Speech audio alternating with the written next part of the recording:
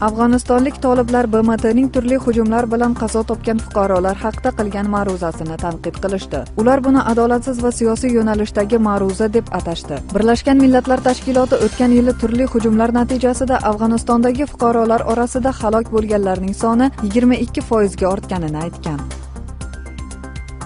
Amerika harbiy vakillari bildirganda, Iroq va kurd kuchlari Iroqdagi ikkinchi yirik shahar bo'lgan Mosulni hujum bilan olishga bel bo'ylashmoqda. Mazkur shahar hozirda Islom davlati nomli kuchlarning qo'l ostida.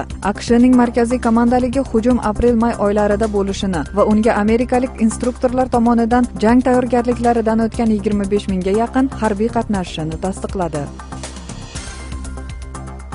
Moskvaning Presnya rayon sudi opozitsioner Aleksey Navalniyni miting o'tkazish qoidalarini buzganligi uchun 2 haftaga qamoqqa oldi. U metro bekatlarida odamlarni Bahor nomli antikrizis yurishiga chiqishga targ'ib qiluvchi varaqcha tarqatgani aytilmoqda.